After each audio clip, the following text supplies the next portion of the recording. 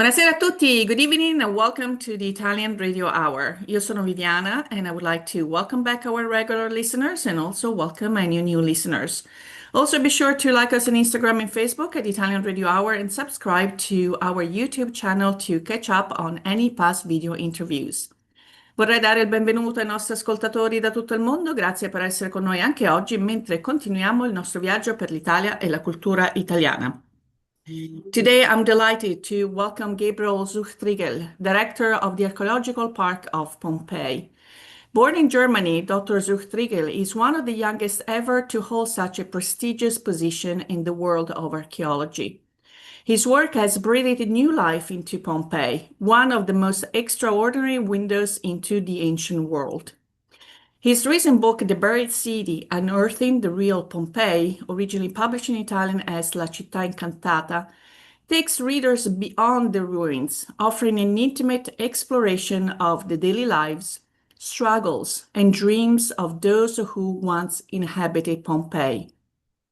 From the quarters of enslaved people to the myth of Dionysus, from sexuality and antiquity to reflections on how archaeology connects with today's society, Dr. Zuchtriegel invites us to see Pompeii not as a frozen city of the past, but as a place that continues to speak powerfully to our present. So don't go anywhere, this will be a very interesting conversation, ma prima pubblicità. Parli italiano? Do you want to learn, improve, or master your Italian? Istituto Mondo Italiano can help. Located in the heart of Regent Square, Mondo Italiano offers small group classes and one-on-one private tutoring in person or online to help you learn Italian in no time. Visit us online at istitutomondoitaliano.org. Well, welcome to the Italian Radio Hour, Gabriel. It is such a pleasure to have you with us. We feel honored. Thank you for having me. So obviously your curriculum, your track record speaks for itself, and with the success of managing the Park of Paestum first, your research also in Matera, your academic career. So it came as no surprise that you were nominated the Director General of the Archaeological Park of Pompeii.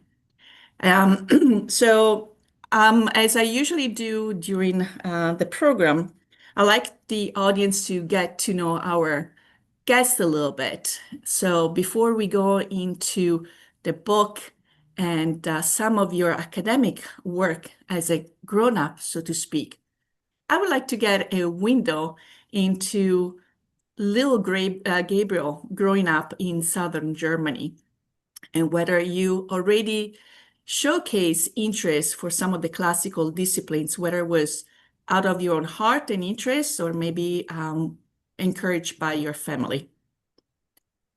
Well, thank you for this introduction. You said it came as no surprise. Actually, for me, it was a huge surprise. And I think also for many others, because I was relatively young. I am not a native Italian. I have now Italian citizenship, but it has become my second home. However, I've grown up in southern Germany in a completely German family in a small town. My family was one of the first ones who divorced in this very traditional, small, somehow closed environment. So yeah, I had never dreamed of having such a huge responsibility, and so I think it's probably. Yeah, I was interested, I have to say, in history of music, history, nature also. I was a lot, as a kid, a lot in the woods and with my bicycle going into the green nature. And so I had this idea of, I think it was really for me broadening my worldview, right? In this, right, but probably because it was such a small place and such a limited perspective. And so I had this idea of going over time and through space. And I remember when I came to Italy, we had a school trip with our Latin class to Rome. And it completely struck me really, not only because of the ancient monuments, but because of the way people lived with this past, with the traces of the past. And you have the ancient theater, and it has become a medieval living quarter, and now people still live there. And so I thought I saw this continuity, and it really fascinated me. So I think from there on, it was actually my passion that brought me to Italy. And initially we planned to stay here, my wife, and we have 2 kids, only for 2 years. I had a scholarship to do research in southern Italy, in Matera and the Greek colonies of Policoro and Metaponto. And so we plan to go back to Berlin after 2 years, and that was in 2012, and we're still here. Good for us, because before holding your current position, you have also brought a breath of fresh air to the Park of Paestum. So, can we also talk about some of your approach and vision that connects these archaeological sites to the visitor in a more concrete way, which I think is also the underlying message of your book, approaching these sites as not as a still set in time, so far away piece of history, but something that our present lays on top of it, almost like a layer. Hmm. Well, when I was in Italy, I had this opportunity to do research there, and I taught at University of Basilicata. And then I remember there was this reform of the Italian state museum system, which is traditionally very centralized. So there are a lot of national museums and parks like Pompeii and many others. So we in Italy, we have a Ministry of Culture, which kind of coordinates all these places. And so there was the idea of somehow opening up and allowing newcomers to make an application for these jobs, and even call non-Italians and appoint them for important museums. So that was new at the time, and I really participated. It was almost like, it's like a joke. I mean, it was like a game, right? I didn't really have any expectations. And so when I started to work in Paestum, I remember this setting. So there was an idea, especially in the public opinion, that we need a new approach, a new managing approach. And so it was all about how do you do things, and somehow more kind of proactive, not the traditional, very focused on conservation. And how do we also create more income simply for these museums, income that then helps us do new research projects and so forth? How do we bring more visitors to these sites? And all these questions seem somehow, normal and maybe even banal, but they weren't at the time. So this was the new thing. And I always thought, well, yeah, that's all important, but actually it's not only about this, and maybe not even primarily. It's really about the content. Why why do we want more people to visit these sites? I mean, that was somehow taken as for granted, right? We know that Paestum is a UNESCO site. There are 3 Greek temples, which you can still see, wonderfully preserved. They were always standing 2,500 years. A place that really has contributed to the history of modern Europe also. Pompeii, of course, is such a famous, unique site. So we think, well, it's clear that these places are important, they are valuable, but why? Why is it like that? So why did people in the past go to Paestum and Pompeii? And then you discover it was for totally different reasons than maybe today. Right? When these places started to be of interest, that was in the 18th century in Europe. There was no democracy. There was, the church was extremely powerful also on the kind of daily lives of people. That people were, living in a very different environment and had many rules, and things like homosexuality were still theoretically on a penalty of death. And so people looked at these places and thought, oh, well, the Romans did it somehow differently. And so this was like a vision of a different, and maybe often also imagined as a better world. Of course, certain things didn't fit into that picture, right? For example, slavery. That there Yes. were so many enslaved people in antiquity. We estimate up to 1/3 of the population.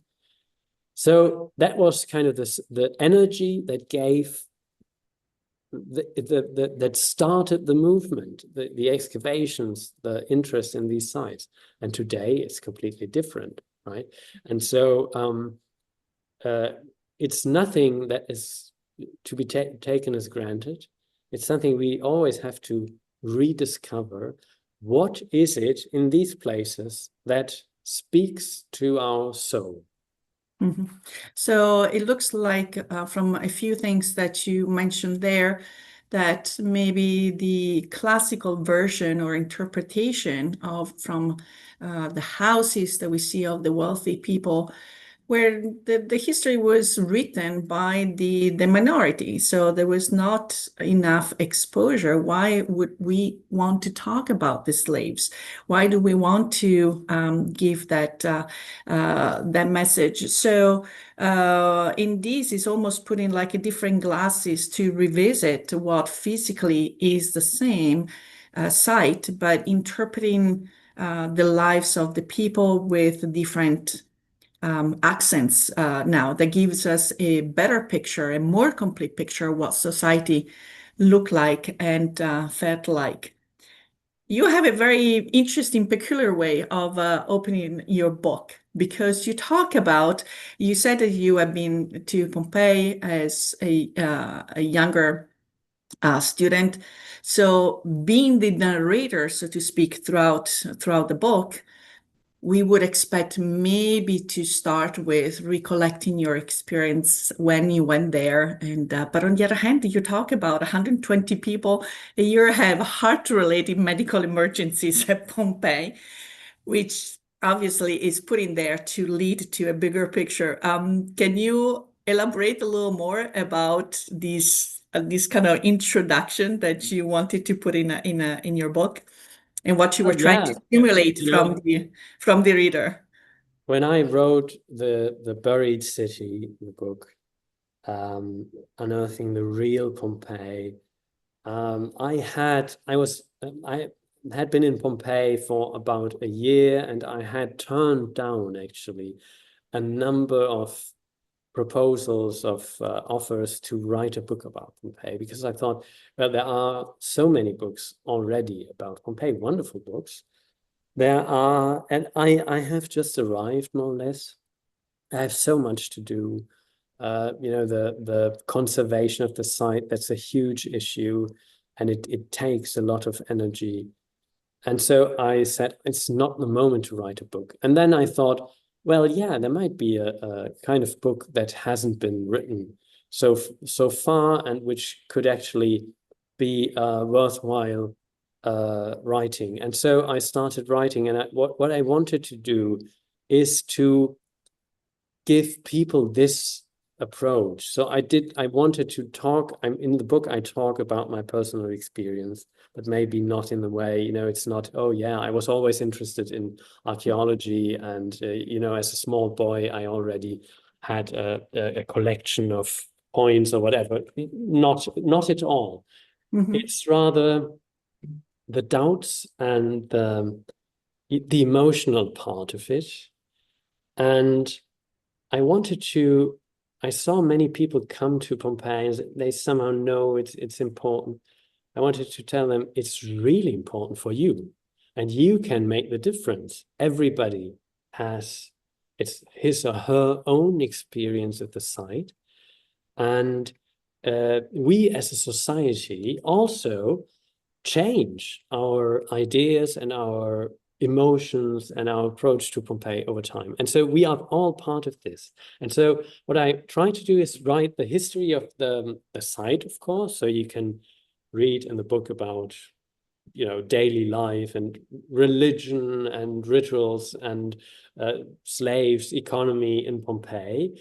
It's also a history about the excavations of Pompeii and how the interest changes radically over time. Initially, essentially in Pompeii, people were looking for sculptures and paintings. So it was really extremely focused on art history.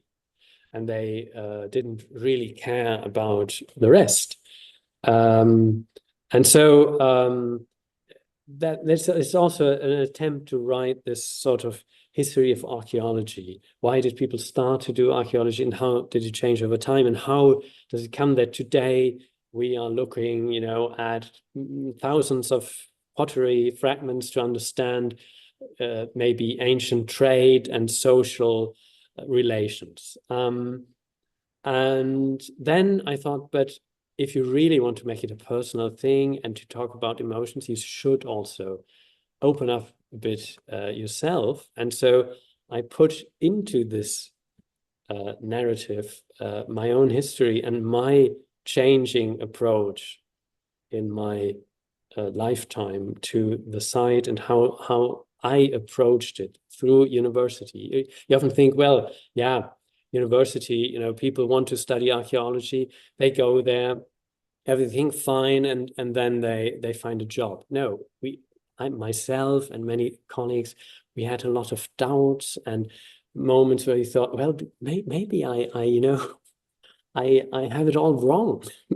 Maybe it's maybe not the kind of archaeology I expected, or maybe I'm simply wrong. I'm not fitting into it. And so I thought this is maybe the most interesting part, where you see then new things. Wonderful. Talk about new things. You kind of led to this question. Since you've been at the director of the park, there have been some other sites, other domus or other places uncovered of major importance. Is there something that, are there any places that you would like to mention that are indeed aligned also with, again, this interpretation, this and this message that you want to share with the readers? And I think also your approach is, as you mentioned before, it's not just about the end result, but also making the public all over the world, because obviously this is not only the most visited site, but one of the most important ones, be part of the discoveries, the ongoing process. And I think that creates the curiosity, wanted to then go and visit even more the sites, having followed along the challenges or again this new discovery. So is there anything, what is that you would like to highlight as far as the.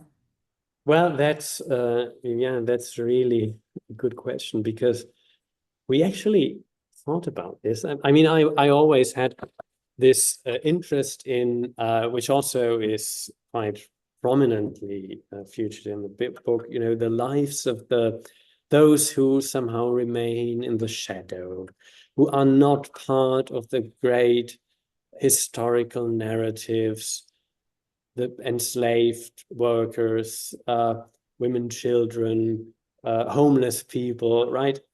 We usually, when we think about Roman antiquity, we tend to think about the Caesars and the emperors and the great generals, right? And maybe also women, but the empress and the important women, and not so much the peasant families and so forth.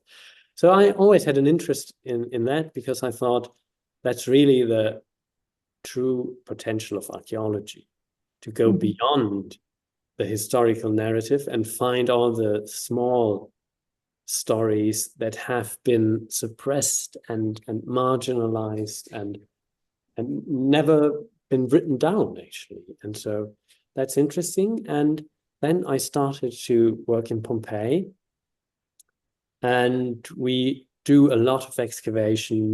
Most of it is linked to restoration projects. So it's not that we decide, well, where could it be interesting to excavate, and then we go there. But there are a lot of factors, okay? And suddenly I was in Pompeii, and we started to find a lot of things linked to these questions, especially I'm thinking of, which is also in the book, the last second, in the second part of the book, it's a lot about the lives of the slave workers and peasants, and so we started to find extraordinary documentation and the slave rooms in Pompeii. There's a special technique where you can reconstruct the furniture that has been covered by the hot ash, and there are imprints in the soil, and you can fill them with plaster, and then you can really look at these objects, sometimes also at the people who died there. So that's a very special thing about Pompeii. They are not there anymore, but they have left, in some cases, these empty spaces, void spaces in the underground. And so you can fill them with plaster, and then you can actually literally look into their faces. So that was all very fascinating.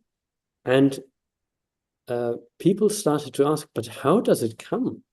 Now you have this, subaltern history record. I had written a book about this, the Greek colonization, for Cambridge University Press. And so now this guy comes to Pompeii and what we start to see is subaltern Pompeii.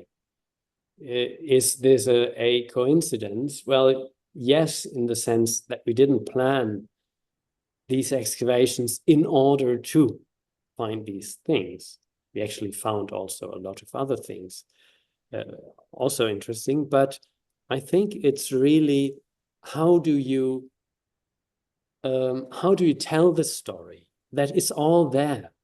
It's not that these things have not been discovered in the past, but they have been somehow overshadowed by other seemingly more important discoveries. And so I think it's really, and that brings us back to the central theme of the book, if you want, which is Pompeii is about you. It's about us also.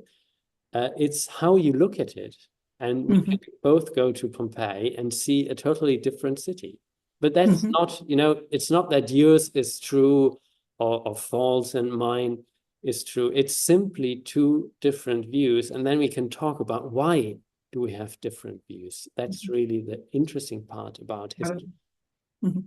See, yeah, because we could look again at the same domus and be focused on the wealth that that domus might represent, and you might give it another interpretation. I was like, how did those wealthy people use that wealth to maybe favor themselves in election time, right? By opening those their homes or their internal spas, their thermal bath to people that ordinarily could not afford. So here it is, someone that maybe could barely live one day after another gets invited, and maybe a few months later, that wealthy person say, "Do you remember that invitation? How about your vote?" So, Yeah, yeah. as I said, that's obviously this is um, an interpretation that has been made by you. So I'm not the one in a way that you all illustrate of going beyond the surface and so forth. We're going to take a little break. We'll be right back. We'll talk a little bit about Greek mythology, food.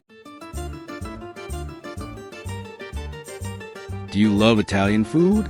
Want to learn the secrets of homemade pasta, sauces, and traditional recipes, just like Nana used to make? At Mondo Italiano, our authentic Italian cooking classes bring the taste of Italy right to Pittsburgh.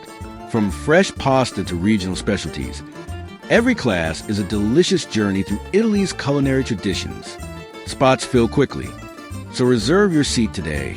Call us at 412-478-2681 or find us online. Mondo Italiano, where Italy comes alive one dish at a time.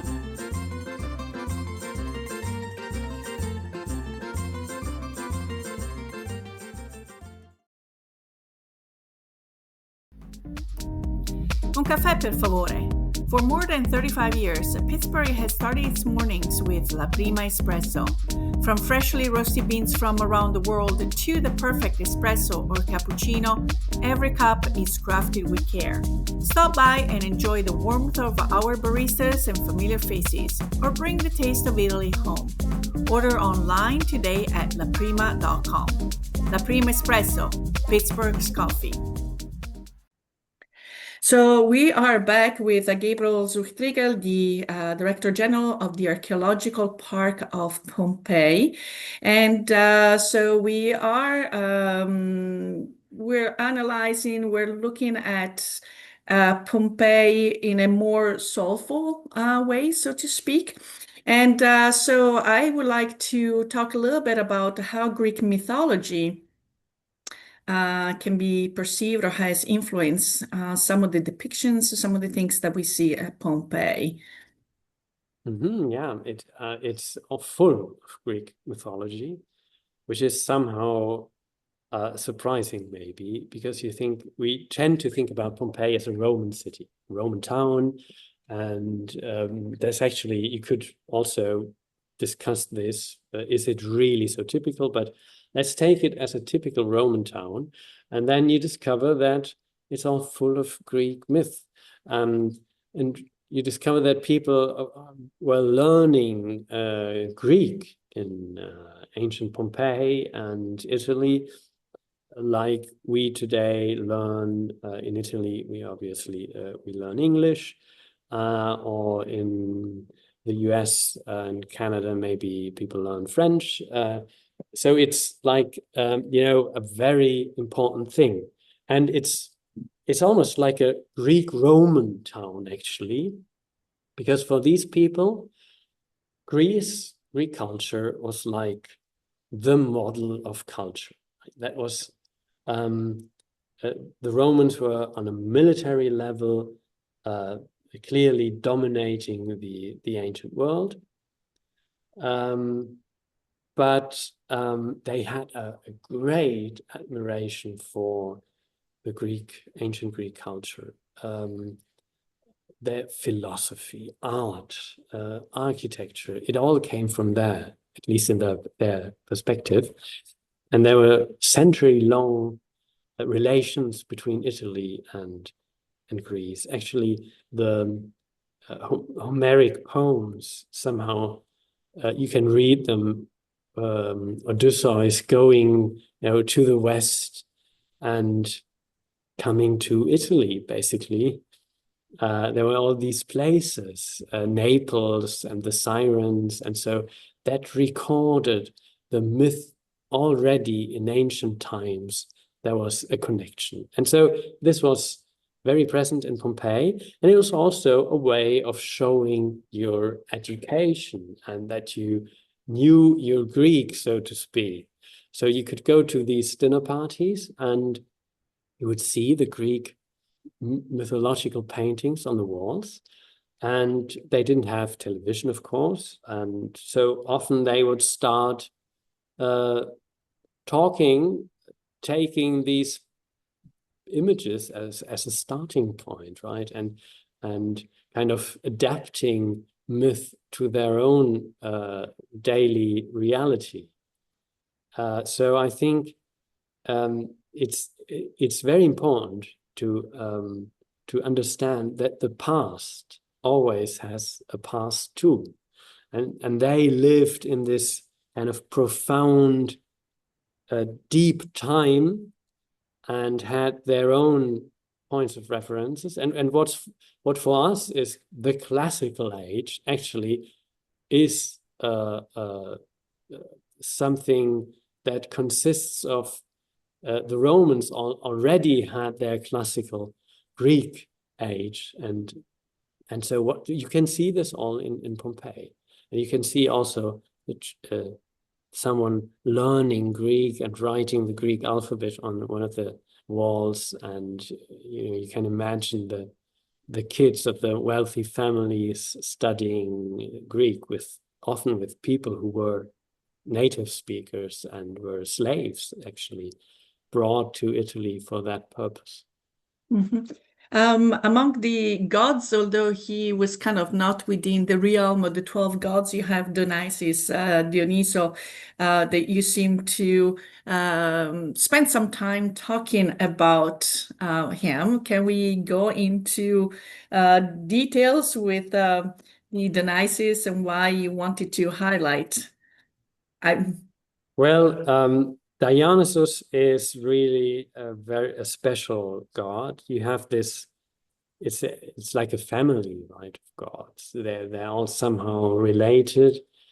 Zeus, Jupiter is the great father, his spouse Hera in Greek, Juno in Latin, and so they are kind of dominating the whole family. And then you have many others. And Dionysus is somehow the outsider.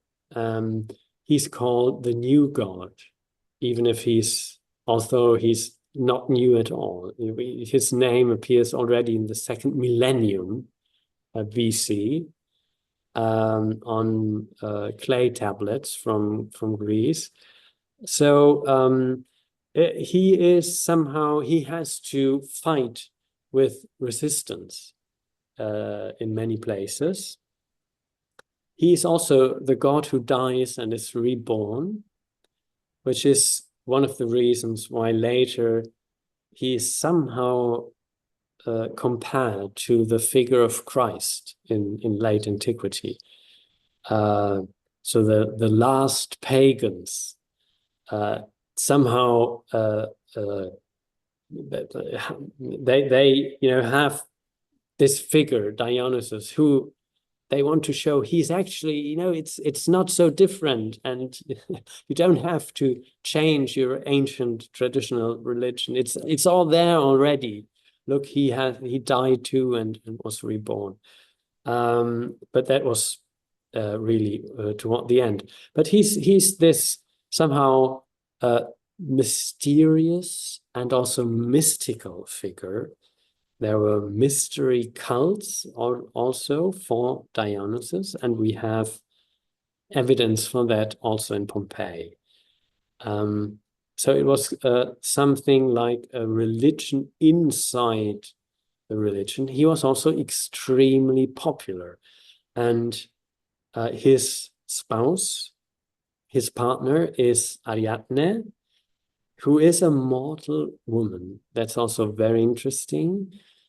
She's a princess from Crete, the island of Crete, and she becomes his partner and somehow becomes immortal. His mother too is a mortal woman, Semele, and so it's all about this boundary between mortal men and women and immortal gods and goddesses, and about crossing the boundary, the god who dies, the mortal man or woman who becomes somehow part of the immortal divine sphere.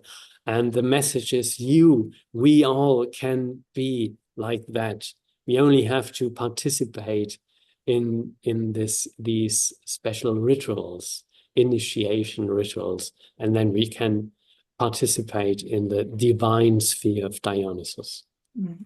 So Dionysus is also known as Bacchus, so the god of wine. And there is a graffiti that praises the quality of bread of Pompeii. So eat the bread of Pompeii, drink the wine of Nocera. So can you tell us a little bit about the qualities of the bread of Pompeii and the quality of the wine? Why Yeah, the people didn't drink the wine in Pompeii, but better go to Nocera? well, we have this Italian term, il campanilismo. Campanile, the church tower. Every town has its own history and is proud of it. And so how can you show it? By telling that the next town, the neighboring town, is not so good, right?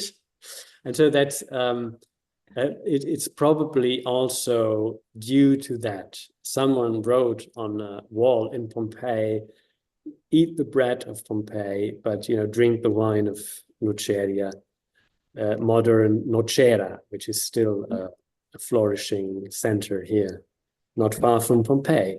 And we know that there was a huge fight between the citizens of the two towns in 59 AD on the occasion of gladiator games in Pompeii. So there were many fans had come from Nocera, and a fight broke out and people were killed and injured. So it was really a very sad and severe thing. Anyhow, let's suppose that this is not only, talking badly about the neighboring town. Let's suppose it's not someone from Nocera who came to Pompeii and wanted to make this joke. Then it's interesting because we know there are many bread bakeries in Pompeii. So probably the bread hopefully was good. But there was also really a lot of wine production.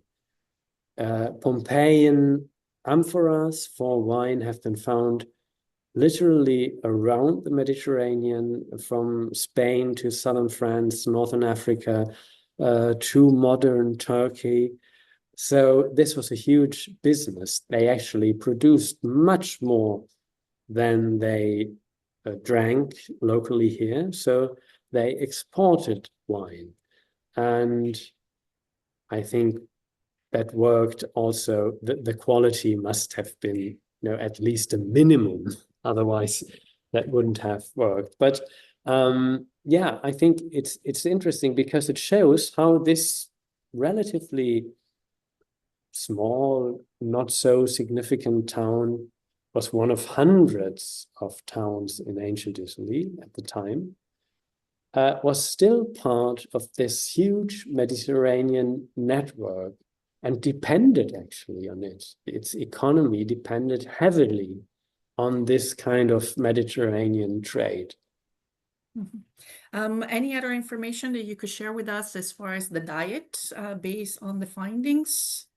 and the site, what are some of the common foods that we're eating or way of preparing foods that might surprise us? Well, I think what's surprising that actually in Pompeii there are many, there are more than 1,000 what we call habitation units. Okay, not houses necessarily. These reach from huge houses that occupy an entire house block to very tiny little apartments where maybe a whole family live together on 20 square meters or so. Square meters, how would you say this? They will adjust to that. They'll do their own so calculation. very small. Let's say just one Yeah. smaller, much smaller than you know, like Yeah. a 12 square meter would probably be the size of a little bathroom, I would assume, typically in a modern home. Okay, so like if you have a one-room apartment and then maybe you have a first floor, but that's it, you know, you have 10 people or 6 people or so living there. That's kind of the different social contrast. And most of the small and also medium-sized apartments didn't have a kitchen. So they had no cooking place, which means people basically were eating bread on a daily basis. So if the gospel says, give us today our daily bread, that's very to be taken literally. It's not necessarily a metaphor in the sense of bread and many other things, but many people actually had this as the main basis of their diet. But then there are also many, more than 80 of these street food restaurants, because if you had a few pennies left, then you could go there and have a warm meal. But usually these weren't restaurants in the modern sense. There was very little space or no space at all to sit down. So people would go there with their plates and bowls from home and either eat on the street, as still today, sometimes you can see in southern Italy, you know, in the summer, it's hot. People put out everything on the street. They sit there in the evenings and chat. And so there's really life taking place also on the streets. Or they would go home and eat there. And so you have to see this together, right? People usually ate bread, but when they could, they would go to these places, which were also often meeting places for, you know, travelers, prostitutes, gamblers, which was very popular, throwing the dice, right, gambling. And so what you see there is kind of the subculture of the Roman Empire, not the rich people who you know, had philosophy and banquets and sophisticated culture, but kind of what the normal people, so to speak, did every day. Mm-hmm. I want to go back to the wine because in addition to give us the idea, as you explain, of a bustling place, commerce, this falls also under some of the life that you intend to recreate as Pompeii as a living city, so to speak. And I believe there are some partnerships with a third party to have either a vineyard, olive oil production. So tell us a little bit about these additional experiences that are being added to the park to recreate again the life. Yeah, that's a good question because there's so much. You know, Pompeii is not only the ruins of the city, but it's also part of a landscape, and so you can still see the gardens and the unexcavated part of Pompeii, all that So it's hectares and a huge area, about 100 hectares of green and trees and fields, and which are part of our archaeological park. And so we thought, well, this is basically today for us a cost to do maintenance in these areas, but it could be an opportunity also. And so what we're doing is to kind of reactivate it as an agricultural area, as it was, of course, in antiquity. So wine, and so you can come to Pompeii and drink and maybe buy a bottle of wine from Pompeii, take it home, olive oil, fruit trees, orchards, all kinds of things that on the one hand help us to make this more sustainable, the management of the site, and on the other hand, I think add really value to people who come here and then can learn something about not only the ancient architecture and art and daily life, but also about agriculture, which is a fundamental part of culture, agriculture, since the invention of agriculture, and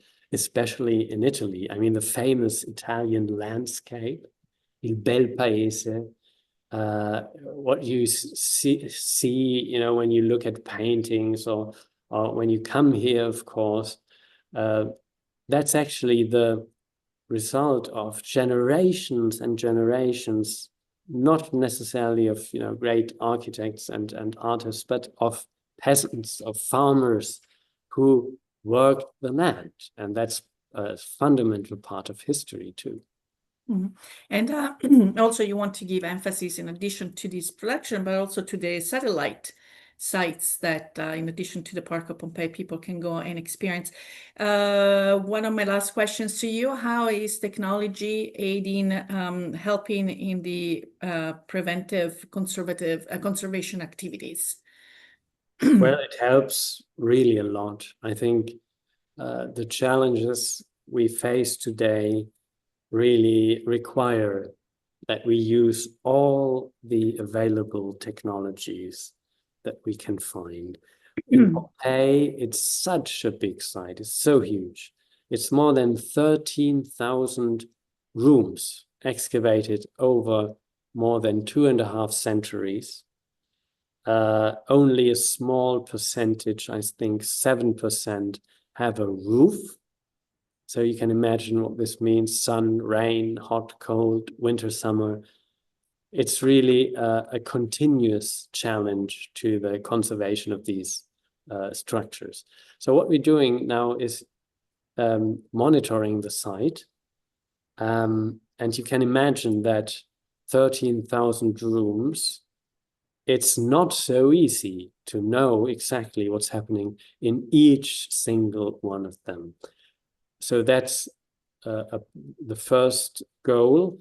And then starting from there, what we're doing is to prioritize maintenance work, which is fundamental for the conservation of the site. So we want to base it for the first time in the history of the excavations on scientific data, which we collect thanks to the monitoring project. We are currently looking at the site, and we obviously there are exhibits. Pompeii Vox Femine, I would assume, is the voice of women talking, which we touched upon a little bit, but another being Essere donna nell'antica Pompeii, that's the house of Helle and Phrixus. That's the exhibition, Essere donna. So what does it mean to be a woman? It's not so much about representations of women, but about being a woman in this society 2,000 years ago. The children's museums or activities for That is, families and yeah, children? that was going to be what kind of experience, because I would assume it also schools, so you receive, thousands and thousands of students Yeah. of different ages. So what kind of experience would they have of the park is going to make it memorable that they're going to be able to interact with the site? Yeah, what we are doing is to try to make them do something rather than just, following a tour. So we have now a place in Pompeii, a building with an area and a sort of playground, which is for children. And so they have kind of a home base in Pompeii. And from there, they can discover the site and do activities and learning by doing. That's kind of the idea. So I was wondering if there is anything else that you would like to add or mention that we didn't get a chance to talk. Come to Pompeii. Absolutely, absolutely. You will see us on during the holidays. We'll definitely be there. So, Gabriel, I cannot thank you enough for sharing your journey and your insights and your passion with us today. And your work Thank you, really Vivian. remind us that Pompeii is not just a site frozen in time, but a place that continues to challenge and inspire and connect us across centuries. And we definitely look forward to following your projects and to see how the buried city will open new perspectives for readers around the world.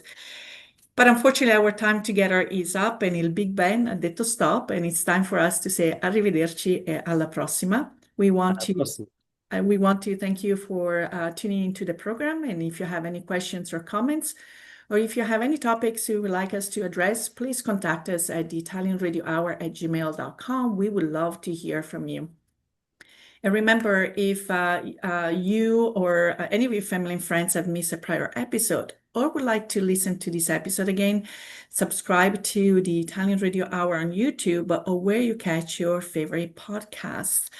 And don't forget to share, because sharing is caring. So again, Gabriel, I would like to thank you profusely for your time. You are extremely busy, so having a whole hour for this chat has been amazing. We want to thank our sponsors, Istituto Mondo Italiano and La Prima Espresso. Until next time, we'll see you in Pompeii. Ciao, ciao. Ciao, ciao a tutti.